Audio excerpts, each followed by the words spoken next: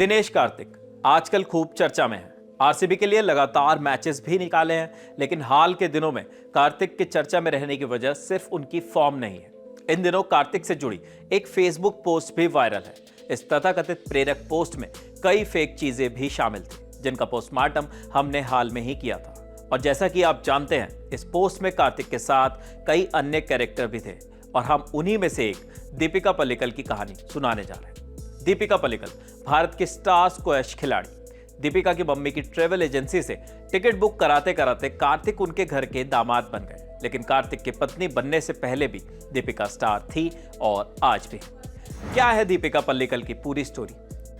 DK को हाँ कहने से पहले दीपिका भारत के लिए इतिहास रच चुकी थी। साल 2012 में वो professional squash association women's ranking के टॉप 10 में पहुंचने वाली पहली भारतीय खिलाड़ी बन गई थी। 2012 में ही उन्हें अर्जुन अवार्ड से भी नवाजा गया, लेकिन दीपिका के लिए स्क्वैश स्टार बनना इतना आसान नहीं था। दीपिका शुरुआत से ही सही को सही कहने वाली हिम्मती लड़की थी और इसका खामियाजा उन्होंने भुगता सिर्फ 13 साल की उम्र में। एक बार टीम में ना चुने जाने पर दीपिका ने एक प्रेस कॉन्फ्रेंस कर सिलेक्टर्स के फैसले पर ही सवाल उठा दिए। दीपिका ने प्रेस कॉन्फ्रेंस में ये तक कह दिया कि उनके साथ गलत हुआ है और वो टीम में जगह डिजर्व करती थी। दीपिका ने ऐसा दावा इसलिए किया क्योंकि वो 13 साल की उम्र में देश की नंबर 2 या नंबर 3 खिलाड़ी थी, लेकिन इस बयान के बाद फेडरेशन ने उन्हें अकेडमी से भी बैन कर दिया। देश में कोई भी इस खिलाड़ी को ट्रेन करने के लिए तैयार नहीं था, जिसके बाद 13 साल की छोटी सी उम्र में ही दीपिका ने देश छोड़ दिया और उनके पास दूसरा कोई भी ऑप्शन नहीं था। वह अकेले ही मिस्र चली गई जब दीपिका के अंदर एक जिद आ चुकी थी। उन्होंने तय कर लिया कि अब अपने आलोचकों को जवाब देना है और इंडिया की नंबर 1 प्लेयर बनकर दिखाना है। हुआ भी बिल्कुल ऐसा ही। मिस्र जाने के 2 साल के अंदर ही वो देश की नंबर 1 स्क्वैश खिलाड़ी बन गई। साथ ही 5 साल बाद वो दुनिया की टॉप 20 स्क्वैश खिलाड़ियों में भी शामिल हो गई। दीपिका ने बताया कि उनकी कामयाबी देख खुद भारतीय स्क्वैश फेडरेशन ने उन्हें ईमेल्स लिखे और भारत आकर खेलने के लिए कहा। जब लड़ गई दीपिका पल्लिकल ने 2012 में नेशनल चैंपियनशिप में खेलने से साफ इनकार कर दिया।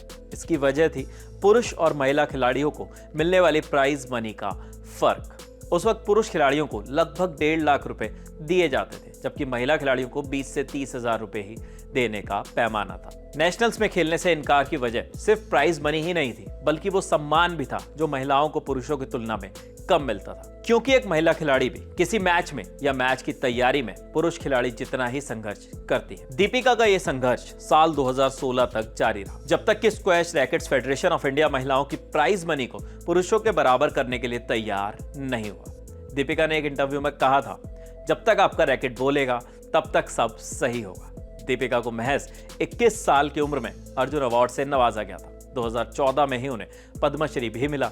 उन्होंने स्क्वैश में एक नहीं कई बड़ी उपलब्धियां हासिल की। 2011 में उन्होंने अपने 3 WISPA टाइटल्स का पहला title California orange country cup भी जीता। ये पहला मौका था जब दीपिका ने किसी बड़े स्टेज पर अपने शानदार खेल को दिखाया था। इसके बाद साल 2014 में दीपिका को एक बार फिर हेडलाइंस मिली, जब ग्लासगो में खेले गए कॉमनवेल्थ गेम्स में उन्होंने अपनी पार्टनर जोशना चिनप्पा के साथ गोल्ड मेडल जीतकर इतिहास रच दिया था। इस मेडल के साथ दीपिका और जोशना 2014 में कॉमनवेल्थ गेम्स में स्क्वैश में भारत के लिए पहला मेडल लाने वाली खिलाड़ी भी बनी थी। 2014 कॉमनवेल्थ गेम्स में गोल्ड जीतने के बाद 2018 गोल्ड कोस्ट कॉमनवेल्थ में उन्होंने फिर से 2 मेडल अपने नाम किए। 2018 में दीपिका ने डबल्स और मिक्स डबल्स में 2 सिल्वर मेडल जीते थे। कॉमनवेल्थ में कमाल के बाद 2016 साउथ एशियन गेम्स में एक बार फिर दीपिका ने सबको अपने खेल का लोहा मनवाया। 2016 साउथ एशियन गेम्स में उन्होंने भारतीय महिला टीम को गोल्ड मेडल जिताया था, जिसके बाद उनके खेल को खूब सराहना मिली और स्क्वैश के खेल में दीपिका का कद और भी बढ़ गया।